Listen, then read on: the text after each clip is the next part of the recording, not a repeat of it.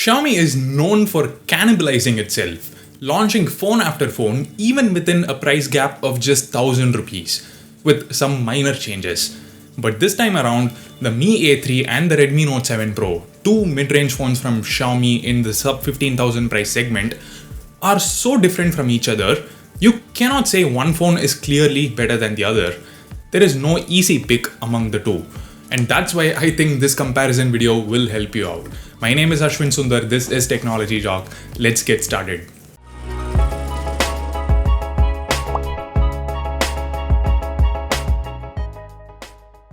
If you're planning to get one of these phones, you really should check out these amazing skins from our sponsor Capes India. I mean, they're also available for many other phones, including Vivo Z1 Pro, Redmi K20 OnePlus 7 Pro, and so on. These skins don't just look good, but also prevent scratches without adding any extra thickness or weight to the phone. So you can use a transparent case on top if you want. So check out Capes India website, link in the description. There are a lot of options. Use the coupon code TJOB to get 10% discount. Like I say in all my comparisons, I will only talk about features that are different on both phones. For example, the display, the performance, design are quite different, so I'll definitely talk about them in detail. But things like microphone quality, Wi-Fi, GPS, charging speeds are pretty much the same. None of them will make you decide between the two phones, so I may not talk about them. Let's begin with the most talked about feature, the display. Mi A3's 720p AMOLED versus Note 7 Pro's 1080p LCD. Which one's better? Now, I knew this was gonna be difficult to explain by just looking at the display side by side, so I decided to watch one whole episode of Origin on YouTube on both phones back to back, the same episode. And here's what I noticed. Yes, the difference between 720p and 1080p is noticeable. And of course, the difference between AMOLED and LCD is also noticeable. In terms of colors, not much. You can see it for yourself, but the super deep blacks make a difference. But overall, honestly, my experience was better while watching it on the Note 7 Pro. Now, had it been 1080p AMOLED versus Quad HD LCD, I would have chosen 1080p AMOLED. Because after a certain point, resolution doesn't matter much, only the display quality matters. But 720p is certainly not that point. If you hold the phone close enough, it's easily noticeable how everything from the icons, the notification panel, the text are not that crisp. Now, I know a lot of people are gonna ask me, then what about the iPhone XR, which also has a 720p display? Well, number one, iPhone XR's display is probably the best LCD display available in the market, at least among the top three. And number two, it's not exactly 720p. A 720p panel has about 1 million pixels, a 1080p panel has about 2.5 million pixels, and the iPhone XR's panel has about 1.5 million pixels. It literally has 50% more pixels than the Mi A3's panel. And number three, the most important one, the Mi A3 uses pentile OLED matrix, which means there are 33% fewer subpixels than on a typical RGB panel. So fewer pixels as well as fewer subpixels. That's what makes the Mi A3's display not so great in terms of clarity. So that's my take on this whole display saga. When it comes to loudspeaker quality though, the Mi A3 is a lot better. The dialogues in the show were crisp, the music sounded great, it was deep, the bass was better, the audio coming out of the headphone jack was also better and louder. Oh, and there's also support for Bluetooth aptX HD, so using Bluetooth earphones is bliss. I think this is the only phone in this segment to offer aptX HD.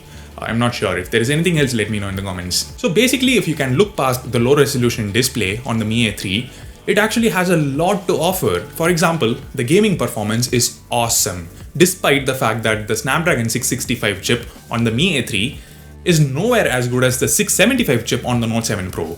The reason is obvious, the Mi A3 has less pixels, so the processor finds it easy to run high-end games. This one has better chip, but also has a better high-resolution display.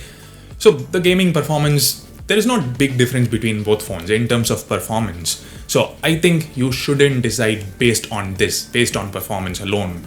And the advantages of the lower resolution display extends to battery life as well. Now, I've been using the Mi A3 only for the past 4 days and I've had to charge it only twice. You get 2 days out of this solid. And remember, in these 4 days, I did all the heavy tasks I could, Like I did a stock camera versus Google camera comparison. So I shot a lot of pictures for that. And like I said earlier, I watched a TV show, played a bit of Asphalt 9 in the maximum supported graphics, tested the loudspeaker at full volume, used Bluetooth earphones for a while. So despite all sorts of activities, the phone lasted 2 days on a single charge. The same cannot be said about the Note 7 Pro. It has a similar capacity, 4000 mAh versus 4030 on the A3. The Note 7 Pro lasts 1 to 1.5 days, which is not bad at all, just not as good as the Mi A3. The Note 7 Pro supports Quick Charge 4.0, while the A3 supports only 3.0, but anyway, both phones come with only a 10 watts charger in the box. The charging speeds are similar. And it's almost impossible to get QC 4.0 charger in India. So again, charging shouldn't be a big factor in this comparison. What can be a big factor is the camera performance.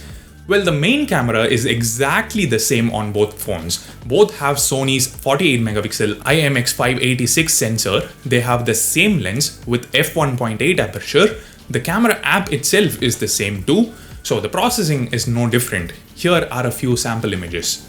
Minor differences in white balance, but they are negligible. But still, why I said the camera performance can be a big factor is due to the presence of an ultra-wide angle camera on the Mi A3. It can capture a much wider field of view. The quality is reasonably good, definitely better than the Galaxy M30's 5 megapixel ultra-wide camera. This one's 8 megapixels by the way. There is a difference in the resolution of the depth sensor as well. It's 2 megapixels versus 5. But the portrait mode images turned out just fine. Since the image itself is captured using the 48 megapixel camera, the depth sensor is used to just sense the depth, if that makes any sense. The selfie camera is also better on the Mi A3. It's 32 megapixels versus 13 megapixels. Not that megapixels matter, but A3 selfies are noticeably sharper. And they are much better in low light scenarios. Next up, build and design. Both phones use Gorilla Glass 5 on the front as well as the back. So presumably these are equally durable.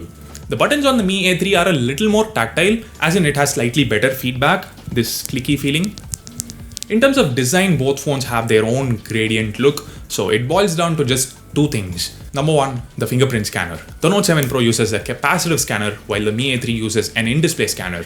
And let me tell you right away, it's slow, much slower than the capacitive scanner. So you decide between cool, latest technology versus reliable, faster implementation. And number two, the size. The Mi A3 is super wieldy. It's really comfortable to hold. It might look only a bit smaller than the Note 7 Pro, but in your hand, it will feel a lot better. Next up, software. Android One and MIUI are so different from each other. So there is not much for me to say. Stock Android is pure Android. It has some basic features, less bloatware, it's smooth, snappy. MIUI on the other hand has bloatware, ads, annoying notifications, all of which can be disabled. Here is a video showing how. So once it's all gone, you're left with a decent UI with a lot of different features. I know a lot of people who prefer MIUI over stock Android, so it's your preference basically. I wouldn't say the Mi A3 is a clear winner in the software department. It depends on your taste. To me, it's definitely better. Plus, the Mi A3 will be one of the first phones to get Android 10 as well as Android 11. So that's something you need to keep in mind. So here's what the whole comparison looks like. And what I said earlier about the display still holds true. If you can look past the low resolution display, the Mi A3 is a great phone. I mean, it's the cheapest phone with a 48 megapixel IMX586 sensor. It has stock Android, aptX HD, great loudspeaker, ultra-wide angle camera, better selfie camera, amazing performance and battery life thanks to the low resolution display, and it's super comfortable to hold. It's quite compact. The Note 7 Pro has a much faster fingerprint scanner, a full HD plus display. The display is also larger by the way. There is support for Quick Charge 4.0 and the performance is maybe mildly better in real life usage. My advice would be go to a Mi store, Mi Home, try using the Mi A3 for a few minutes. If the display looks fine to you, if you think you can bear it, then go for it. Overall, it looks like the better phone to me. If not, get the Note 7 Pro. Of course, there are other options as well, like the newly launched Realme 5 Pro, which sounds great for the price, and Vivo Z1 Pro. Here's a speed test if you're interested. So that's it. Thanks for watching. For the moment, this is Ashwin Sundar from Technology Talk saying goodbye.